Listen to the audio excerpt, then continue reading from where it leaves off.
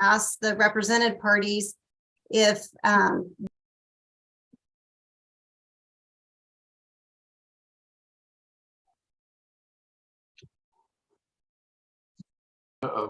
Did we lose? We lost her. We just lost Sarah. I can try taking over for a minute until she jumps back on. Okay. That'd be fun, Tara. Yeah, sorry folks, I'm working from home and my internet is sketchy at best. So I am trying to save a little bit by keeping my screen off. Plus I'm in a t-shirt. But I think Sarah's biggest concern, and what she did is she brought this to the commission, and one of our committees, the Standards and Advisory Opinions Committee, really took a good look at her concerns, and then we decided to reach out to the state bar because we want to make sure that we're not stepping on toes. This somewhat originates from a formal ethics opinion you all did in 2012 that basically said that if you've got pro se parties, the mediator cannot draft. And that's fine for the end final agreement or the settlement terms that the parties have reached. But Sarah's question is what can we draft in the beginning before we even get started? And so the commission itself has taken a position of you need to let parties know that you can't draft certain terms, but you can get them into a service agreement. Hey, Sarah, I just jumped in while you were off. sorry. I didn't get very far, so continue on.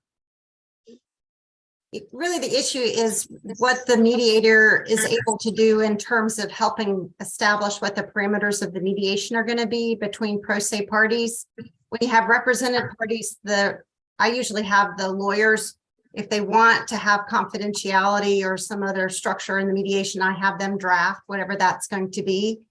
But with pro se parties, that's not possible. And they usually look for the mediator to just describe that. The other setting where that is challenging is I do mediations outside of court ordered mediations. So I run a nonprofit that does conflict resolution for internal church conflict. So in those mediations, it's usually groups of people and it's the same issue. None of them are represented. There are no lawsuits, no legal claims. They would like to have confidentiality for their mediations often. And so they ask if I can basically just put those 1 or 2 or 3 sentences in place for them to put in place. So those are the 2 settings where I've run into this issue and why I raised it with the bar to make sure that it was okay to do that. Hey, Tara, do you have anything to add about any additional issues that anybody in DRC had with what Sarah had proposed? Yeah. So I'll let you all know that we want mediation to be accessible to all and we want it to be easy, but we are also fearful of stepping on toes, and we want to make sure that we are in compliance and not encouraging our mediators to either engage in the unauthorized practice of law or engage in a situation where they are representing both parties, which is a non-waivable or non-consentable conflict with the state bar.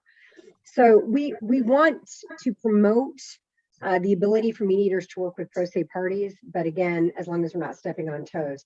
Sarah's point as to the pro se parties and their inability, the frustration that we see from the public is tremendous when they hire a mediator to help resolve the conflicts, and then the mediator says, oh, before we get started, if you want a confidentiality clause, you all have to go hire an attorney to do that, and then come back to me and we'll sit and mediate, but then, oh, at the end of the day, you'll need to go hire an attorney to draft the final agreement because I can't touch that either.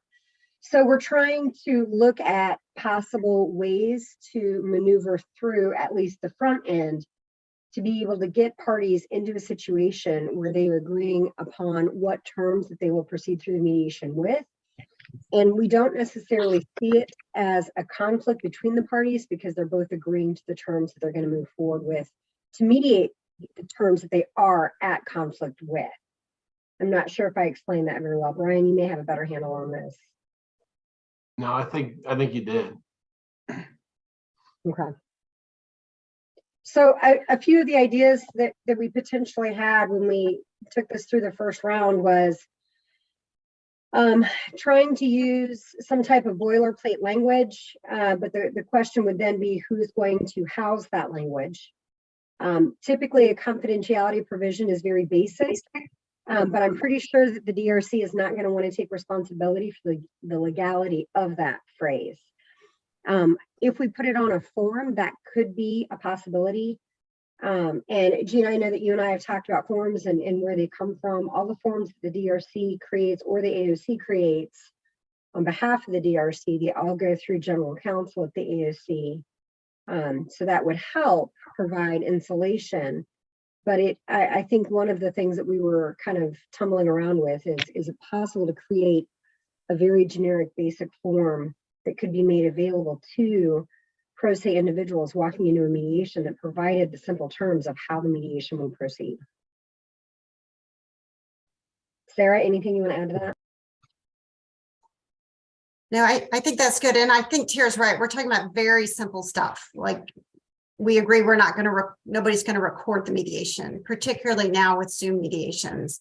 We agree that we'll keep it confidential and won't share it with third parties, except, you know, it could be spouses or whoever they agree on, but it's typically very simple. And then the other issues usually, certainly outside of the litigation context, you know, we agree that we won't have call anybody to testify about the mediation if something happened and there were litigation at some point.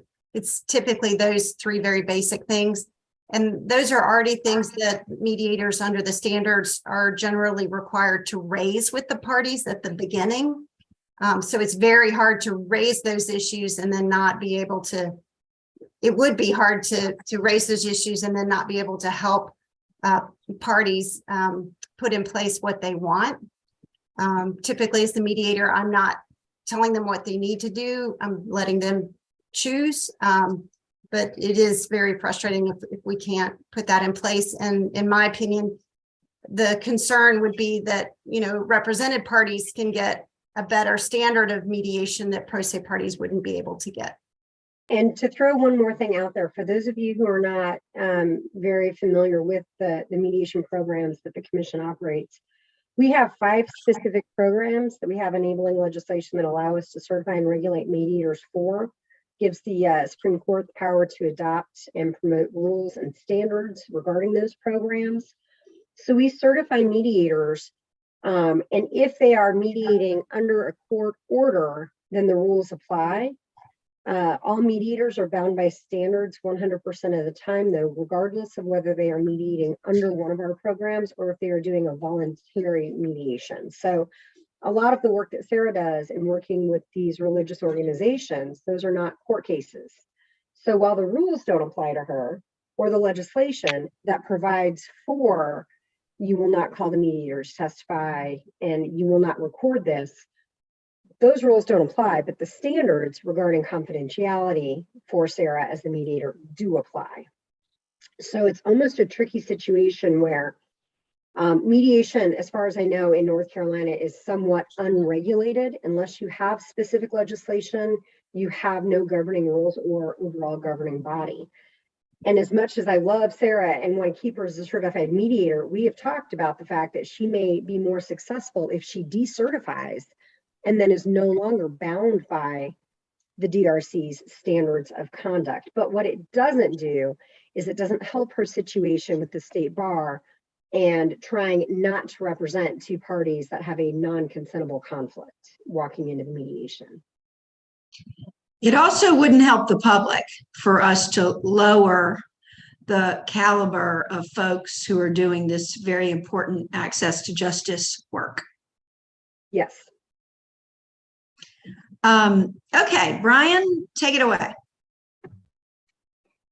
Well, Suzanne's actually the staff person for this this subcommittee. I'm just here as a fly on the wall, but and also willing to, you know, offer any thoughts because I tend to have thoughts. But Suzanne, do you want to? We do have an Suzanne, opinion. you take it away. Yeah, as I said, we have an opinion. So maybe Suzanne, do you want to jump in there?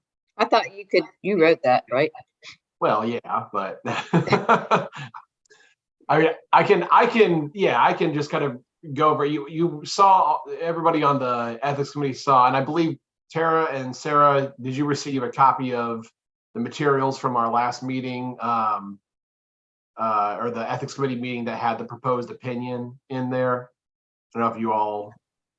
I did not. Okay. We need to get this over to you.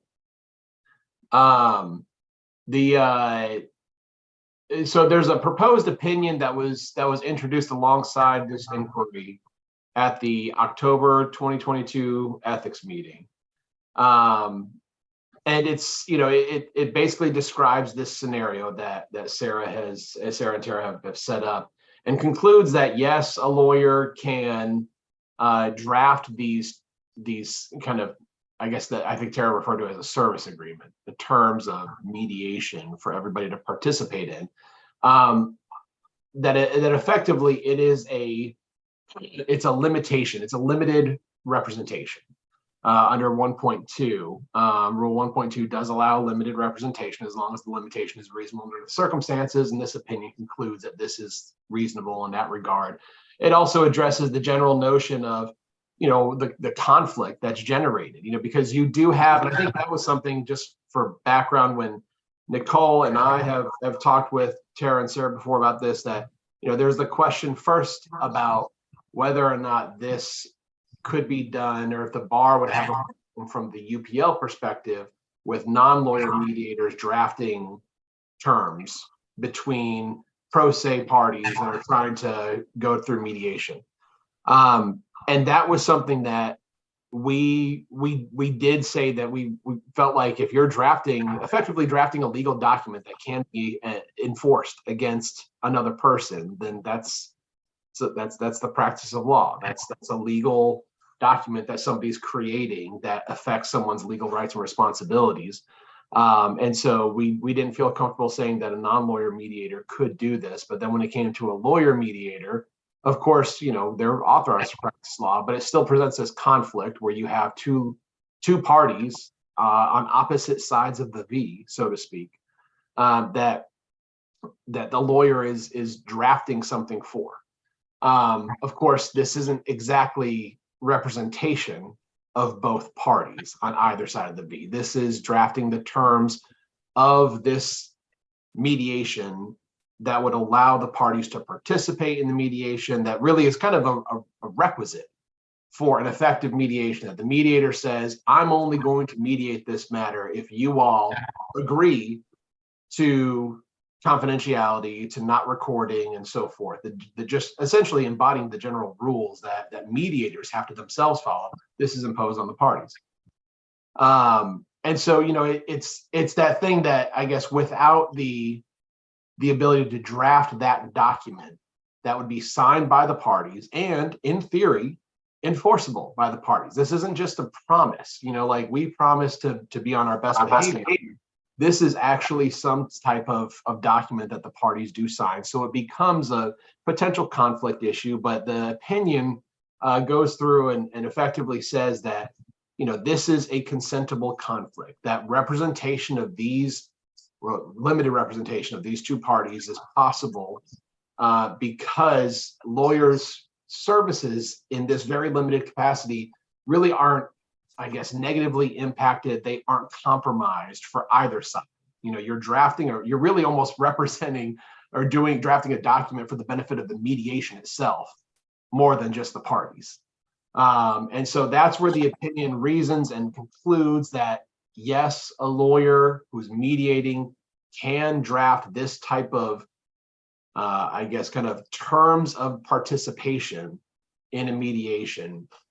And again, just kind of tries to articulate exactly why there are, prior opinions where, like the drafting, the one that Tara mentioned, we have an opinion that says a mediator cannot draft the terms of the final resolution, essentially, the settlement document between the two parties, because at that point, whatever you do as a lawyer drafting that document, if you do something to the benefit of one person, it's to the detriment of the other. It's kind of like the lawyer as an intermediary opinion that we had a couple of years ago, where we had two amicable spouses separating, and we asked the question, can lawyer draft the settlement, or excuse me, the separation agreement between these folks?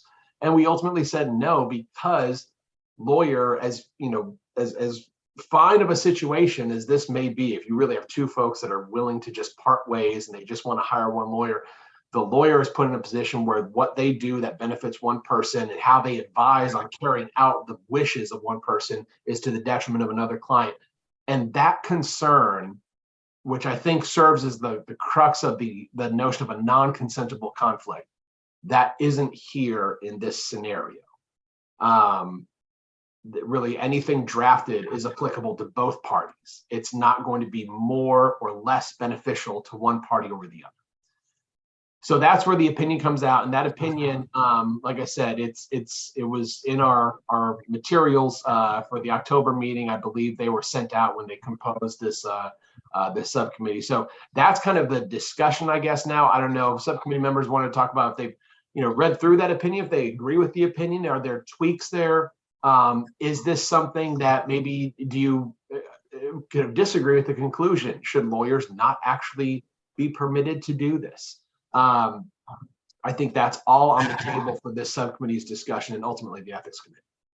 So, I'm sorry. Gina, is it okay if I jump in real quick? sure. Okay, so I have not read this, but I want to confirm, Brian, that this only applies to attorneys. So non-attorneys would not be able to put this language in, correct? Because that Correct. They would not be able to draft. They would not be able to draft a document between two parties. So part of that problem, which I think is going to make Sarah cringe a little bit, is our conflicts of interest is more narrow than the state. So the DRC's conflict of interest basically states that a mediator who is a lawyer, they cannot switch back and forth. So they can either mediate a case or they can represent a case. And I am fearful that the limited representation that is seen, because it is by attorney only, will be considered representation, and then they will not be able to mediate the case. So it takes it in a circle. So let me jump in here because and this is the first meeting of this subcommittee for Sarah and Tara's benefit. But one of the things we talked about this issue at the same time that we were talking about bigger access to justice kind of issues. And the first thing that came into my mind as being somewhat analogous is the memorandum of judgment form that we use in litigation. It's an AOC form. It sits in every courtroom, and it has some blanks in it for somebody. Pro se people use it, represented people, sometimes one side's represented, one side's not. It has blank areas where they can write in the substantive terms, and then it has a whole lot of boilerplate language.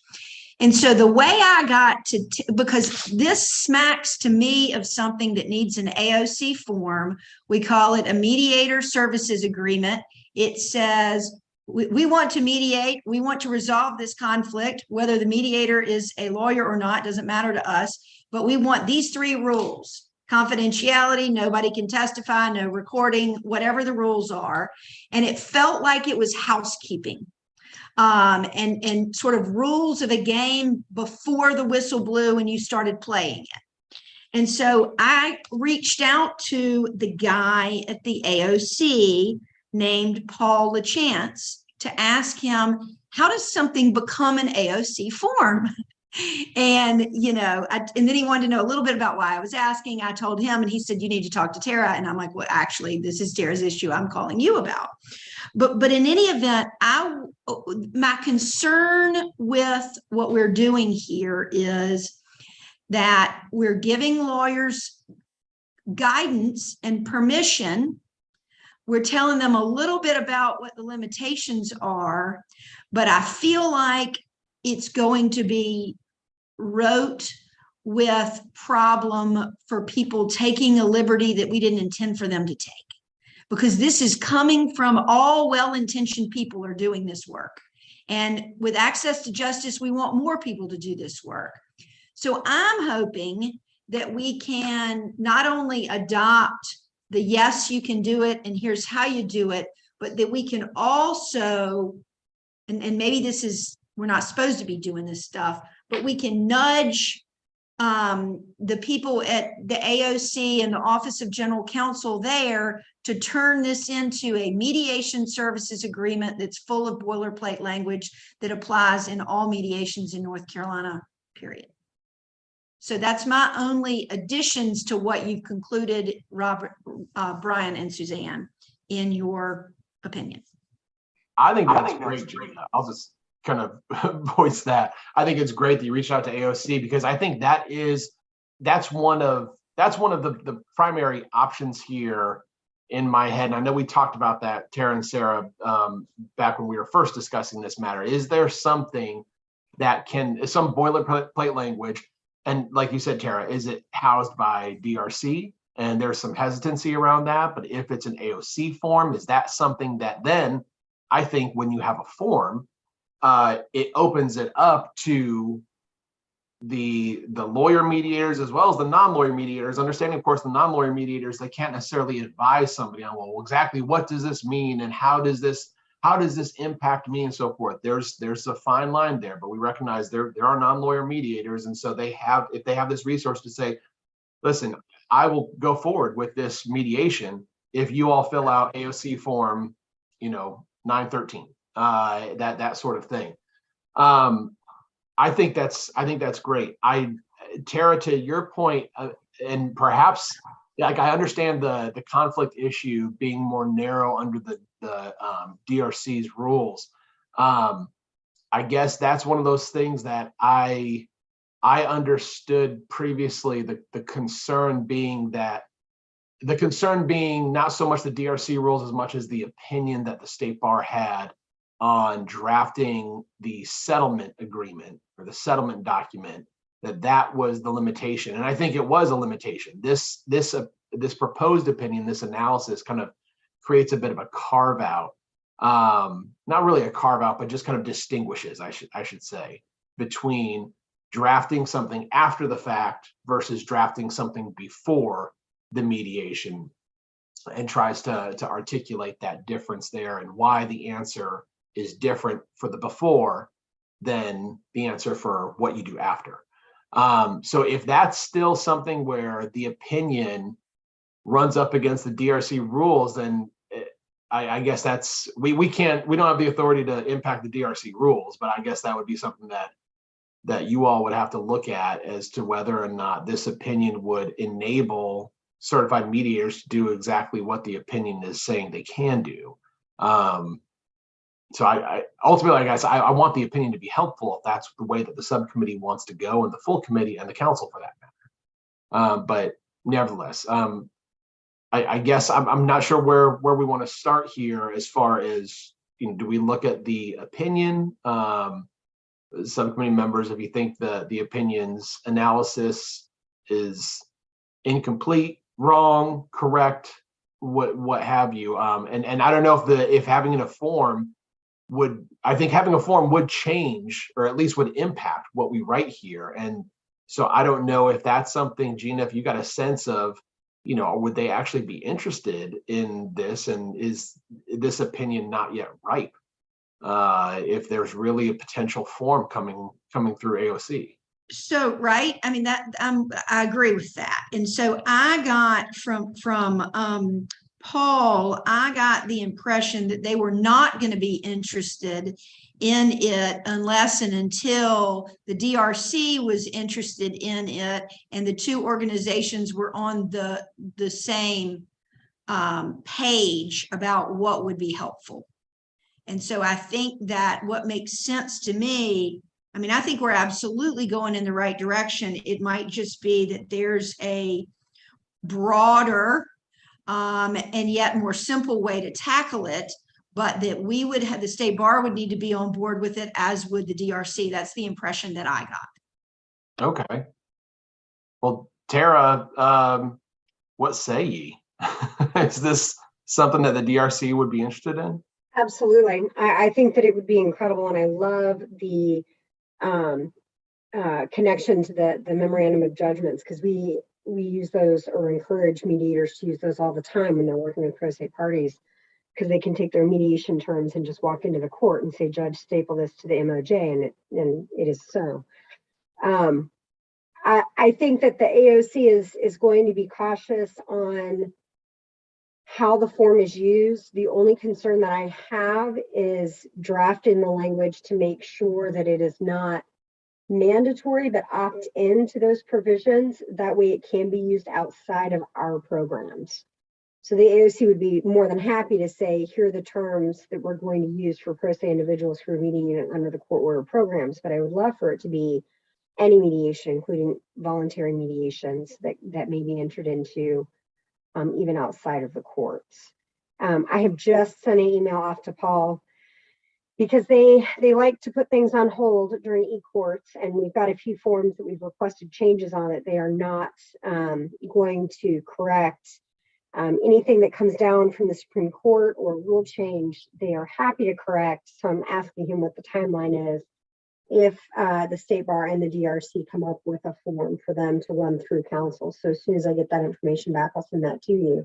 But I think it's a great idea. I think it's a great start to this.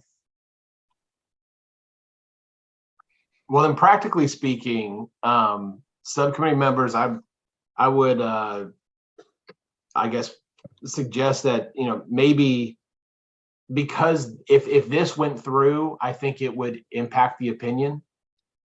I wonder if it would be just a practical step to hold off on attempting to craft the opinion or tweak the opinion. If you all think that the form really is, something that should be prioritized, and we try to coordinate our efforts with the DRC to see how this form, this form can be composed and adopted, made available. I don't know the timeline on it. I have no idea if this is like a 3-month thing or if this is a 3-year thing. I don't know what it takes to get a form, but it strikes me that it may be more appropriate to follow that practical step rather than trying to kind of draft up an opinion that could very well reference this form and streamline things. I don't know, what do you all think? I agree. I think we should wait for the see if we're going to develop the form, pursue the relationship with AOC to see if we're going to develop the form. Thank you, Judge Bell. Lamar, what are you thinking?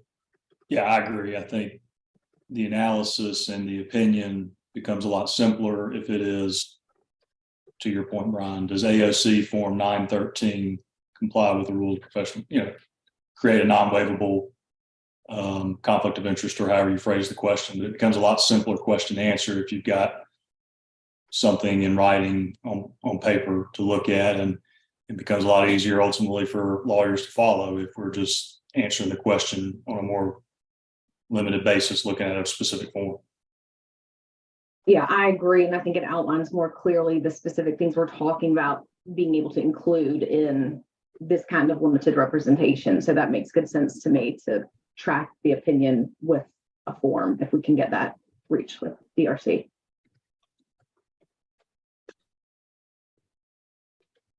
So I can draft up a mock version of the form. We do that all the time with the AOC.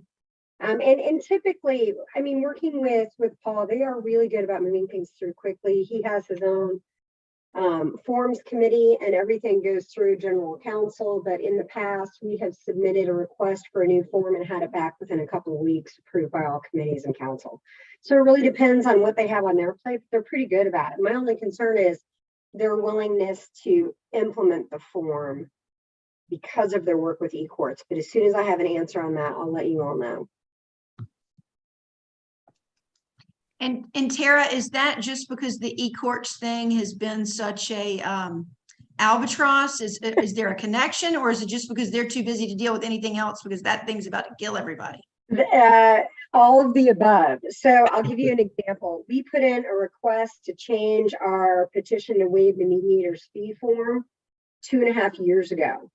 And Paul said, no, we're not touching it because we're too busy. But when we had our rules change, they will update other forms immediately because the Supreme Court has ordered it, right? So I don't know how much power I'm going to have by saying, well, hey, look, the state bar wants us to do this, because I think it will actually carry some weight. If the state bar and the DRC are looking to implement this form, I think that that will be more than, hey, I just need you to update the language.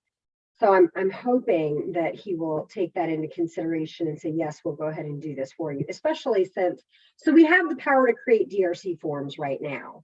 But as you all said, I think it would be better to be an AOC form. But if he kicks it and says, we're not doing an AOC form, we can revisit the possibility of doing a DRC form that's housed on the DRC website. It still goes through AOC's council. It won't go through the commission, obviously. So we will have some insulation there, but let's start with the AOC and see what we can do.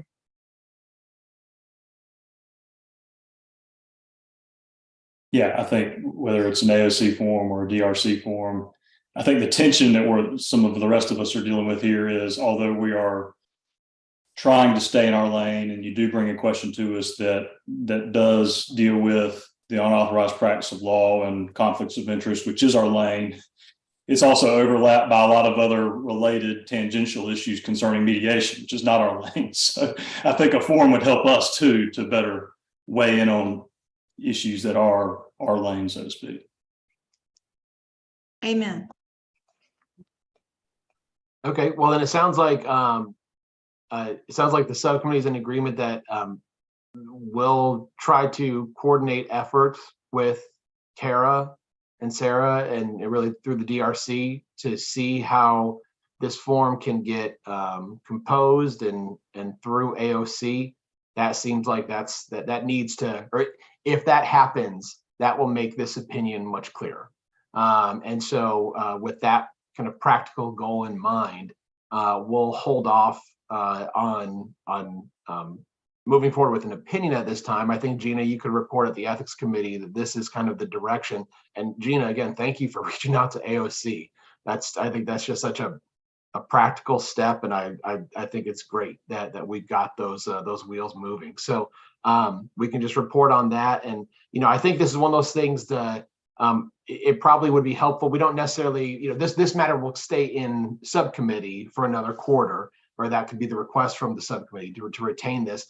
And I don't know that we need official action by the ethics committee, but I think it would be good to let the ethics committee know that this is what the subcommittee feels is appropriate, to say the state bar joins with the DRC in seeking this type of form.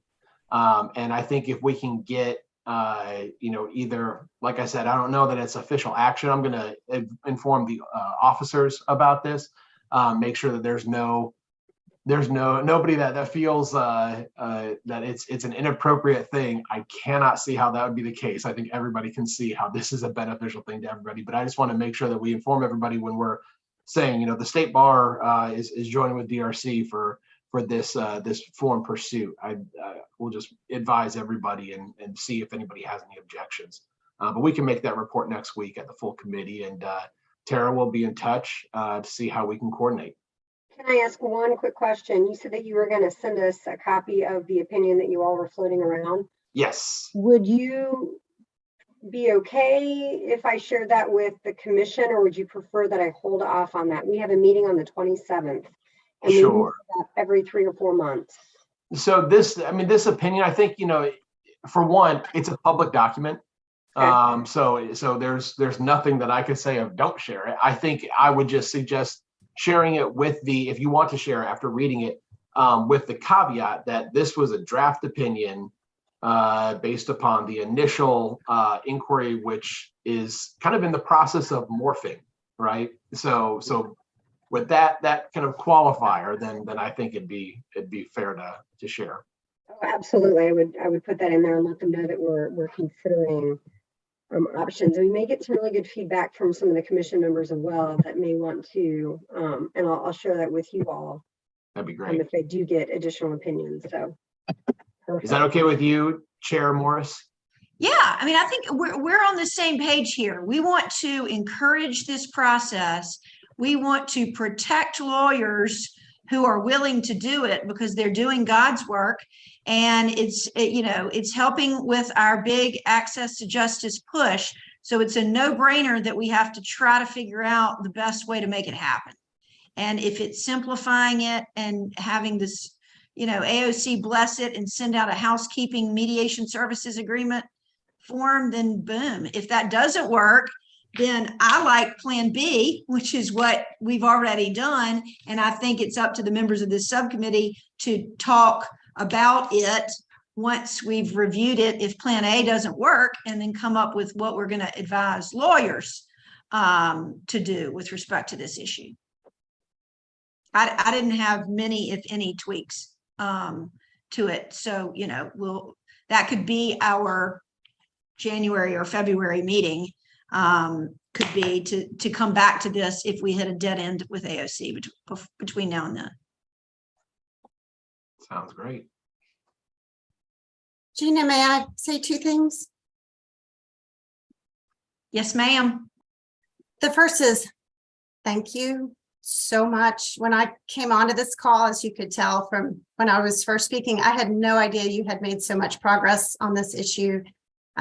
Brian and Nicole had graciously spent some time with Tara and me a while back, and we had talked about some of these things, but it sounds to me like you made tremendous progress, and that the direction is to find a way to do this, which I know Brian and Nicole had stated when we met before. So thank you so much. It makes an enormous difference for those of us who are out there mediating, trying to navigate these rules and do the right thing.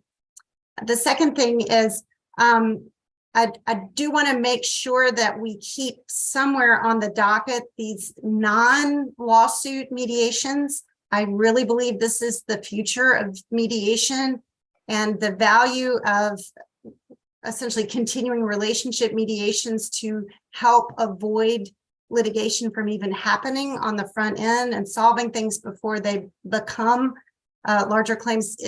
There's tremendous opportunity here that would be helpful.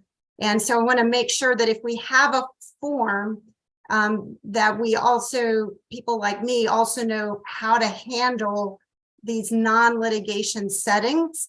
As a lawyer, I need to know how to handle that. So this may be a place where we have a form, and then maybe the opinion provides some guidance on how to apply the form, or what pieces of the form, or what to do in non-litigation mediation settings.